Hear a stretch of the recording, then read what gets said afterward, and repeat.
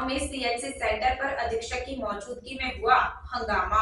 मिली जानकारी के मुताबिक संतरामपुर तालुका के गोठिब गांव में सीएचसी केंद्र स्थित है, जो काफी समय से किराए पर चल रहा है और आजकल गोठिब गांव में रहने वाले सीएचसी सेंटर के मालिक दक्षेश पटेल ने किराया देने से तंग आकर जयलॉक मार दिया, जिसमें स्टाफ सदस्यों ने संतरामपुर तालुका अधीक्षक जेके पटेल को सूचित किया, जो तुरंत घटनास्थल पहुंचे और उन्होंने किराए के मालिक की सभी विनती सुनी और आश्वासन दिया कि कुछ समय दीजिए, सारा बकाया किराया चुका दिया जाएगा।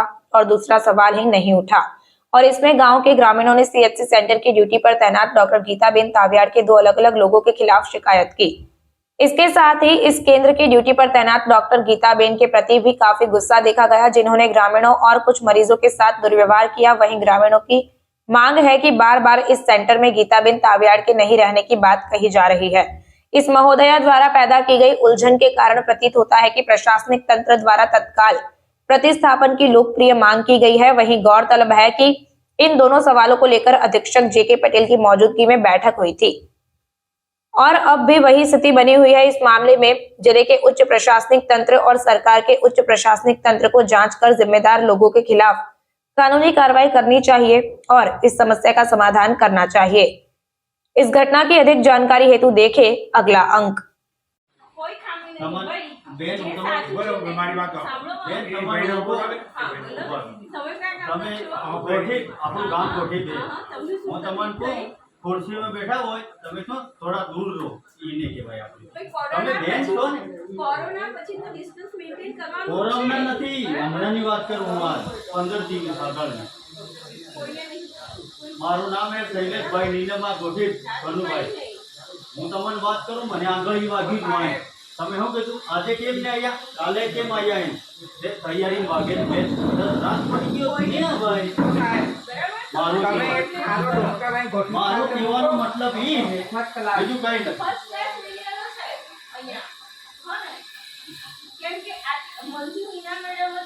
એટલે આવી દાદાગીરી નહીં ચાલે કહેવાનો મતલબ ગમે તે પેશન્ટ આવે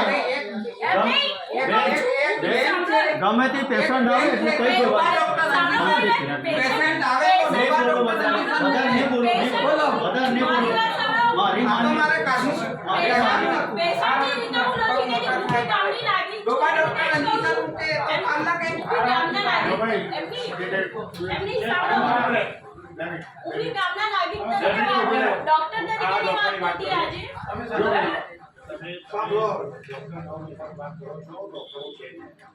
આવા નખા કરે તો ડોક્ટર જ કોણ રે ડોક્ટરો છે જ નહીં હવે જે ડોક્ટર બનાવવાના છે આપણે જે સિસ્ટમ દીપાયો ને એવા ડોક્ટર આપણો મળે એવા સારા મુખી બરાબર એવા ડોક્ટર ને આ ડોક્ટર દવા કરતા ફરક પડે હા સ્વભાવમાં થોડો ઘણો કદાચ ચેન્જ કરવાનો આવશે કે આપણે એવું કહું છું અમારું એવું નથી કે સાહેબ આને કામ કરવાના એવું નથી મારા પણ મન મર્યાદા બેન છે ને બેન એ બેન છે આવે ઊંચા ઊંચા ન છે એ પણ ડોક્ટરને નજીકતા મૂકે છે મારા પાસે એક કામ છે ના સેવા ઇન્જેક્શન દે અરે કોકુ જાન સંતરામપુર થી આવે છે બેન અરે છે અંકિતા ડોબાજન ફેટી થી અંકિતા ની છે ડોબાની ઇન્જેક્શન ના લેલાય મકાન તો તેલ વાળું છે બેન તમારી ફરજ છે પહેલા દવા કરવાની મકાન આયલું એટલે મકાન તો મેં ભાડે આયલું છે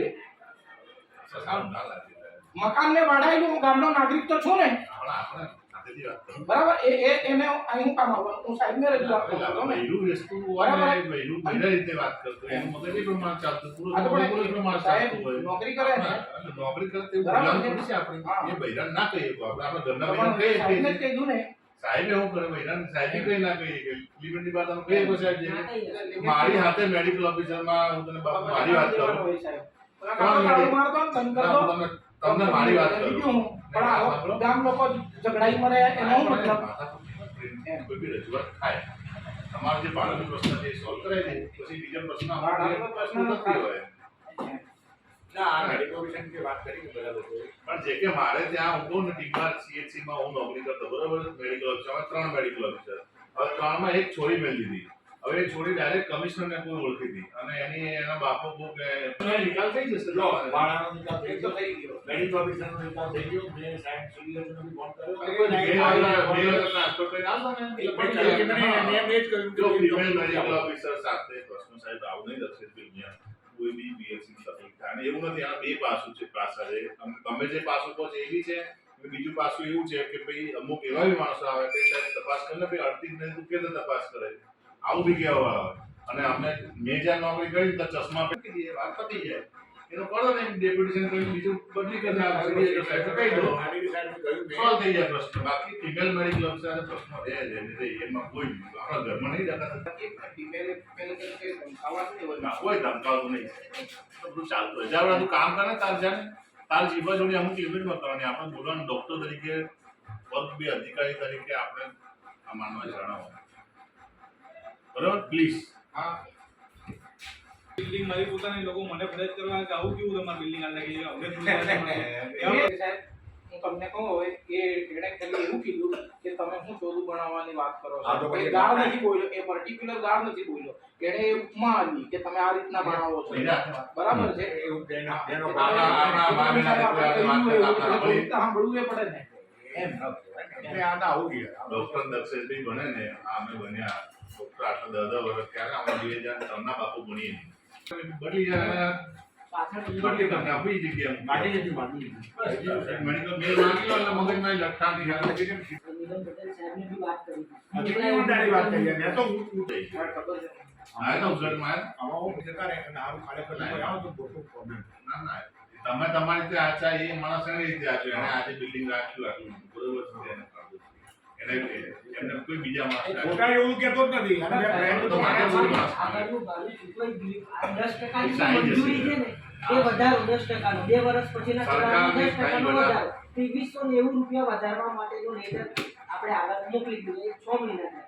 હવે એ લોકો પેલું તમે મારી બધી કામ આપણે 3 મહિના વધારે નહીં મળે 25 વર્ષ સાહેબને બધા ગયા હતા ત્યારે મેં પડ્યો અમારો આ આમાં ઓર્ડરની વાત. એક વર્ષ થયું અમે આજે છે ને સંતરાપુરમાં વેબસાઇટ પર ચૂંટણી સાહેબ હમણાં આપણી મગજમાં એમ મારી વાત સાંભળો ફોટો બતાવે છે કાર્ડ નથી લઈને આયા અને પછી કે મંગળથી આવે તો અમને કેટલી ખબર પડે કરા રહીએ તો એમ તો ઠીક ના પડે મેં કીધું છે કે મગજ અત્યારે આ ઉભા અહીંયા જતા પેલા આયા એ આવી છે પણ એ કઈ લઈને નથી આવ્યા તો એટલી સારા કઈ લઈને આવવું પડે ને એમ એ આવી બાપાઈ સારા પેલું છે એટલે મેં કીધું કે લઈને આવો પણ લઈને તો આવવું પડે ને સાહેબ તો મેં મગજમારી કરી પછી કે પાડી દેવું હું આ કેવું તો આ તો ફક્ત કારણ કે પેશન્ટને દવા દાદાગીરી દવા માંગે છે એટલું બધું તો ના સમજ થાય ને એની દાદાગીરી પેશન્ટ તો જોઈએ ને આ રહ્યા અને પછી એટલી દાદાગીરી કરીને અત્યારે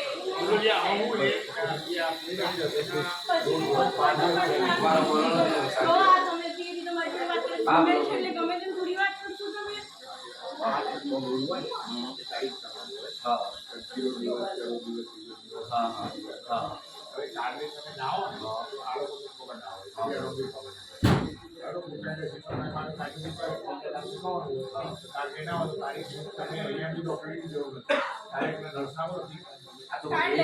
મારી વાત સાંભળો એ રીતનું સાહેબ કેવું પડે જે દિવસે મુકાવે તે મને શું કીધું હતું તમારે આવડો પ્રેમ વાત સાંભળો કે ક્યાર તમારી ઘર ના હોય તમે ગમે તે બહાર ગમે તે જાઓ ધંધા માટે બરોબર તમારી ઘર ફોટો હશે તો એ બતાવીને તમે મુકાવી શકો પણ મને એવું કેવું છે તમારે ક્યાર સંગાત રાખવાનું પણ કેવું પડે ને એવું તમે મને કીધું ને ક્યાર લઈને તમે કીધું આમને ના કેવું પડે તમે મને બતાવો કેવું પડે ના કેવું પડે તમે મને કીધું બેન ઉભારો શાંતિ રાખો નાના મને બી ખબર છે મેં આરબીએસ માં 4 વર્ષ નોકરી કરી છે મને બી ખબર છે આપણા બીએસસી માં અને ત્યાં તમે તમારું ચલાવો ના કામ લાગે તમારી ફરજ આવે પ્રજાને કહેવાનું ક્યારે એટલું કરવાનું એમ બરોબર તમે જ કીધું કે ફોટો લાવો તો ચાલશે એમ બરોબર આજે તમે કોઈ ના ચાલે બી ના કામ લાગે સમજ્યા બાકી તમે ગામડાના માણસોને તમે ચોધું બનાવો ના કામ લાગે સમજ્યા બરોબર મને એમને જ કીધું હતું એ દિવસે મારો કેસ એમને જાતે જ કીધું હતું કેસ મારો એમને જ કાઢ્યો હતો અને એમને જ મને કીધું સાંભળો કોણ બોલ્યું કાર બોલ્યો ગાળ હું તમે હા ભાઈ રિપીટ કર ભાઈ ગાળ બોલ્યો રિપીટ કર એના કેમેરામાં રિપીટ કર ના બરોબર બેન શાંતિ રાખો શાંતિની વાત કરો બરોબર તમારી બધા વચ્ચે આવું કરે છે તો હું એકલી તો કેવું કરતા હશે શાંતિ રાખો મારું પ્રોટેક્શન ના જોઈએ શાંતિની વાત કરો આ છે ફોટો મારી મને મને ઠીક કીધું કરવું કે પડે એની તમે અંદર. કોઈ જગ્યાએ ફોટો બતાવો તો તમને મૂકી આપશે એટલે મેં ફોટો રાખ્યો. હા તો પણ મને એવું કેવું પડે સાહેબ તમે કીધું ક્યાં રાખ્યું મેં કીધું છે હા. લઈ આવો હવે તમે કાઢી આવો હા. મૂકી લેજો. બરાબર બરોબર છે તમારે બધું હા. પણ આવી રીતે કોઈ બી એમ વસ્તુ ચાલતી ગાળો બોલશે એટલે ગાળ મારું કોઈ નથી permission બોલ્યો તમે પેલો પેલો ભાઈ લાઈવ ચલાવે છે તમે રિપીટ કરો ગાળ હોય તો મને કહો. હા શાંતિથી વાત કરો.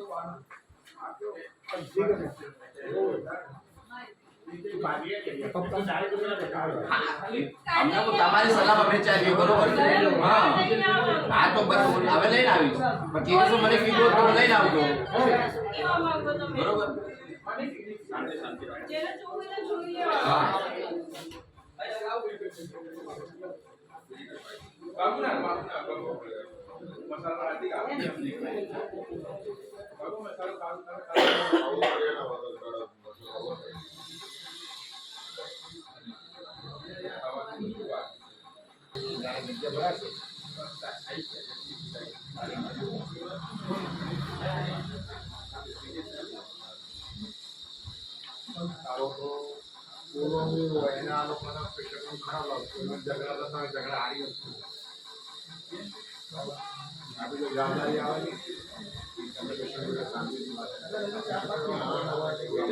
બાજુમાં મેં કીધું કાર્ડ લઈ આવો તો મૂકી આપશે તો કે કેમ આપીને આમ કેમ નહીં એકવાર કીધું છે એવું નથી કે નથી કીધું એમ તમારી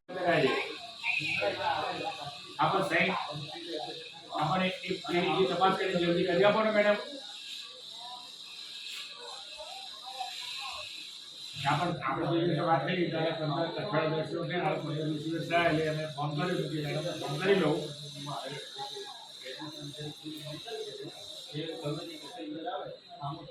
હા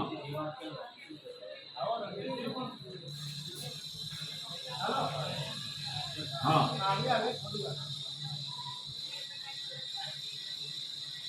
આપણે મેડમ મારા માટે કાંઈ છો આ મહિનાનું ભાડું નથી આપણે એટલે આપણે મારી દ્રષ્ટિએ સારું ના કહેવાય. અને એ પેલા ભાઈ તો આજે તો લોક મારી જતા રહે બે ઘરે આપણે અહીંયા ગોઠવી પાઈને લોક બોલાવડાવ્યું અને લાસ્ટ ટાઈમની હવે આવું એને કઈ દીધું સમજાવી દીધું અભિમાન ઉભું કરે નહીં તો કહેવાનું હા એટલે તમારા સાહેબનો નંબર પણ વોટ્સઅપ કરો સાહેબ ડાયરેક્ટ રિક્વેસ્ટ કરો અને કોઈ તમે વાત કરી મને ફોન કરો અને અઠવાડિયે 10 દિવસ એવું કંઈ મને આપો તો એમને કહી દો કે ભાઈ બધા રાખી દો કે મને પૈસા આપી દઈશું એટલું કરી આપો મહેનત નહીં પછી રિંગ કરજો મને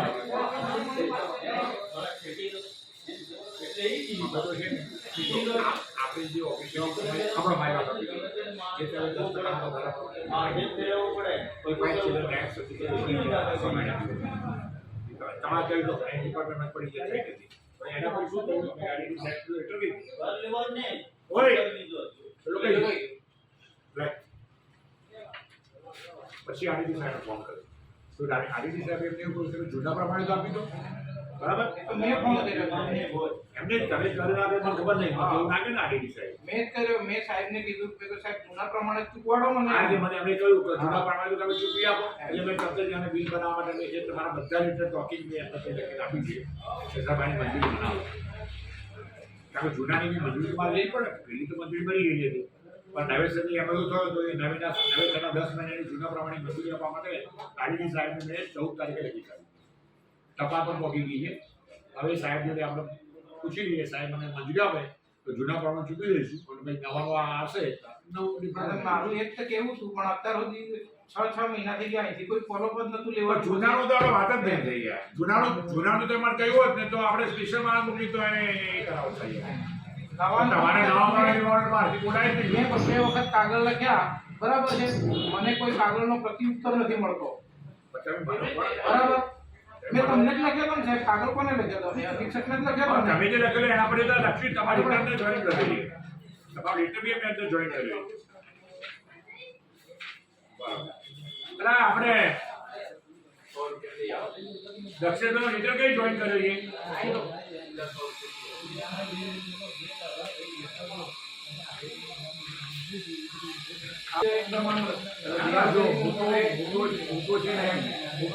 મારે જેટલાથી થાય એટલું તમે આયા હતા પછી અમને એમ જ લાગતું હતું કે સાહેબ આયા એટલે કામગીરી બી સારી થશે.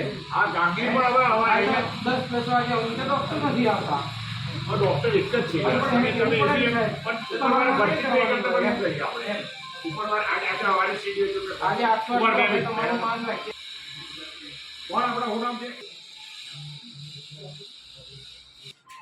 હવે ગોટીપ સીએફનું નવું મકાન જુલાઈમાં મળવાનું છે. છેલ્લા 2 વર્ષથી આપણા ભાડાના મકાનમાં ચાલે છે. હવે ગઈ સાલ તો આપણે ભાડું મંજૂર કરાયેલું, આપણે ઘંટી લેવતીને આપી દીધું, પણ છેલ્લા 6 મહિનાથી એમનું ભાડું 10% વધારા સાથે મંજૂરીની ફાઇલ આખી મોકલી આપેલી છે.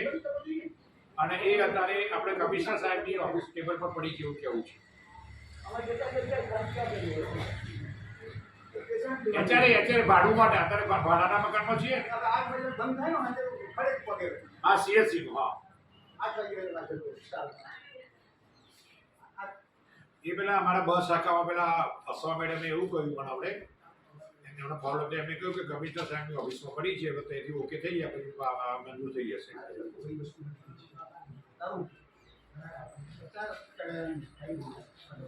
હા તો રૂરલમાં હા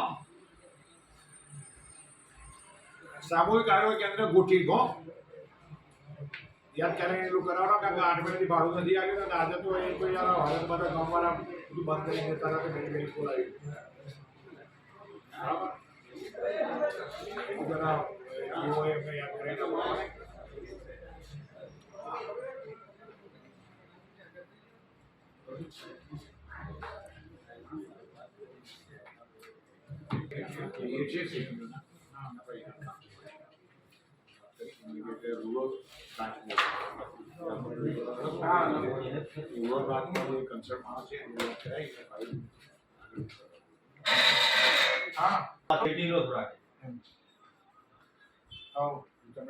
પ્રગતિ હાઈસ્કૂલ મને કઈ નતું, મને ખાલી વાગ્યું હતું સ્ટેરિંગ વાગ્યું હતું હાઈસ્કૂલ ક્યાંની વાત? કોડીમાં હમણાં લગભગ આજે મહિનો થયો બરાબર.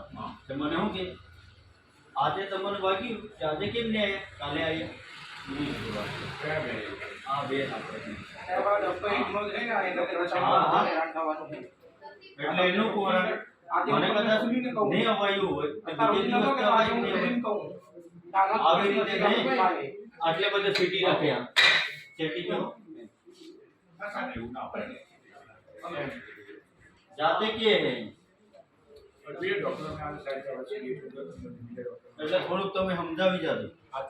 હા હું તો ભાઈ દર વખતે જાઉં છું બધાને, બરાબર કે હવે અને આવું અભિમાન જાણે લે ડોક્ટર હોય માણસ ત્યાં ટેકે બેઠા હોય એટલે અટવું પડે, બધે અટવું પડે. એવું થોડું સેટી રો એમ કહેવાય ને, કહેવાય કોઈ દાડો ને કે માણસો કોઈ દાડો આવે.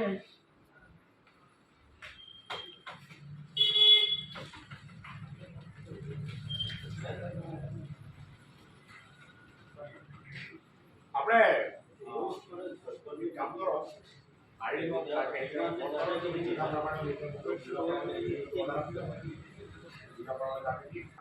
નહીં કહેવાય એમ મારે કહેવાય. બીજો પ્રશ્ન સરપંચ સાહેબ, તમને પેલા કયા બેને ફોન કર્યો હતો? સરપંચ સાહેબ આય એ બેન કે આઈ અને આટલે ખુરશી હોય તો સિટી રા એટલે નહીં લેવાની. એવું થોડું અભિમાન ચાલે સરકારી દવા. શું નામ હવે આપનું? શૈલેષભાઈ કનુભાઈ નીનામાં. કયા ગામના રહેવાસી છો તમે? ગોટીપ. હા. અહીંયા શા માટે આવ્યા છો તમે? હાલ ક્યાં બેઠા છો?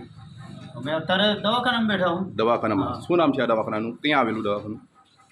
આ તો આપણે ગોઠીપ ગામમાં હે. ગોટીપ ગામમાં. શા માટે અહીંયા દવાખાનામાં આવ્યો છો? અમે દવાખાનામાં ખાલી આ પરચારી વાત કરવા આવ્યો હું. બરાબર. એક દિવસ મને આંગળી વાગ્યું હતું. હાજી. હા એટલે મને બેને શું કીધું? કયા બેને? આ બેને કીધું. શું નામ છે બેનનું? ખબર નથી આપણે.